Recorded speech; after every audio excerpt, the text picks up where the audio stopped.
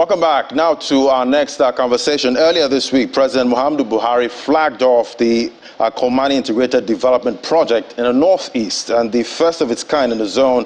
And the project is expected with a daily production of about 50,000 barrels of crude per day. That sounds interesting. Join us now is John Wajumogu, Energy and Infrastructure Leader, EY West Africa. Join us right here on the studio. In the studio. Great to have you, and happy birthday. Thank you. Thank you. And very happy to be here today. Yeah, it's great to have you. So it's an estimated 50,000 barrels per day. I'm sure that's no small fry. It's not. And what is interesting about it is that it adds to our production profile, and it couldn't have come at a very needed time, given the issues we've had with dwindling production. And so being able to find a new source of supply only adds to it, and also removes the concentration risk that we've been having by only the Niger Delta Basin being the main source of crude oil and gas supply for the country. But having found a discovery and a production source in the north, it only helps us with that diversity of supply, and also the other benefits it has in energy security and the socio-economic impact that having a oil and gas production source in the northern part of the country. So we can expect more revenue?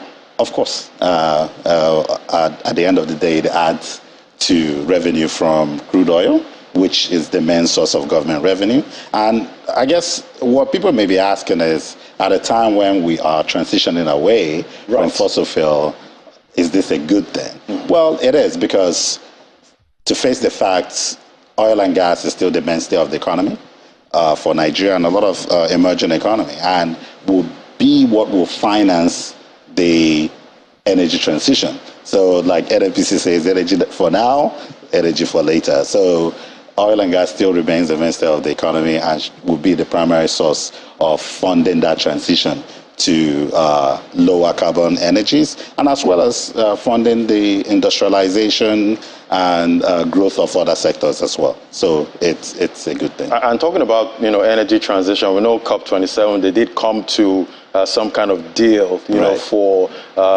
nations that are adversely impacted by the use of dirty alternatives. Right. So with this further findings, exploration, how does that impact that deal? So I think part of the conversation around climate change and energy transition is that it would happen at different places at different times. The pathway for us means a longer tail for fossil fuel than, say, countries in the OECD nations, or would I say just categorically the global north. So for us, given that fossil fuel is going to be part of our reality for a while, and the energy transition, the role that fossil fuel is going to play, like I said, will have a long tail, then something like this helps us with that transition, in the sense that in the hierarchy of needs, energy security and energy access, more so than security, it's more important to us. If you think about the OECD nations, with the war in Ukraine, energy security became paramount for them. But that's a different sort of need, because that energy security can be met by different sources, by preponderance of supply, right? But for us, access is very key. And with finding multiple sources of supply only helps in securing our access to energy. Until now, most energy, like I mentioned, came from the Niger Delta Basin, and you would have to add a huge cost transport fuel and energy to the northern part of the country. But with having a source of supply here, you're now able to even provide energy to people in that area closer to them at a relatively lower cost. So the economic multiplier impact of having that discovery is going to be huge, and it's going to be beneficial to the country. And obviously, it's quite a big find. But do you expect more finds, in the north going forward? And what are the risks, to getting all of that oil from north? Do we still have that risk of oil theft still rearing its ugly head? Well, the good thing about this is that we've had 60 years of experience now that we can rely on.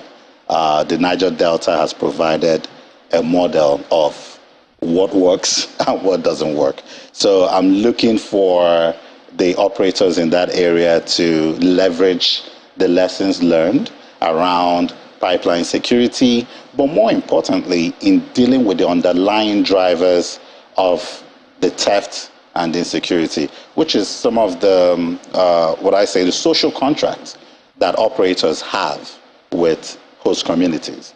And there are models that we've seen that have worked in the Niger Delta, and I'll be looking for a number of these operators in the north to take those lessons learned and apply them in the north, and that would help, stem the issues of theft and insecurity that obtains in the Niger Delta Basin, and hopefully we won't have the same situation in the north, having had this experience. Hopefully. Yeah. Well, the project attracted about over $3 billion, in fossil energy, coming at a time where, investment in exploration is dwindling.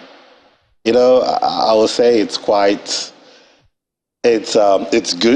It's good news. It means that there's still money out there to fund fossil fuel, which I mentioned. It's very key to our growth, our economic growth. It's very key for a whole host of social impact issues, part of the UN, Millennium Goals, food security, poverty alleviation, all of that. Fossil fuel is a pathway for us because it's what fuels our industrialization. And the threat that the oil and gas industry was facing was lack of finance, right? But with something like this, where $3 billion has been pumped into that particular environment, then it's only a good news. And for me, it's just the beginning. And it shows that there's a recognition that fossil fuel is still going to be here for a while. We're not saying that energy transition doesn't happen. It is happening, right?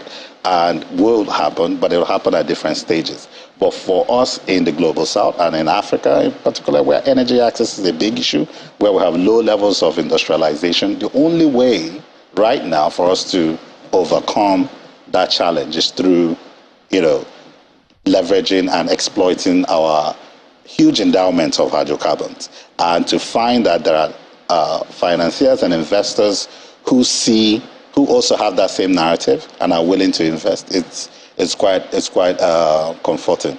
All right. Well, we're still early days, at this time. What are your expectations for Nigeria's oil industry going forward? Well, my expectation is that this is only the beginning. It has gone through.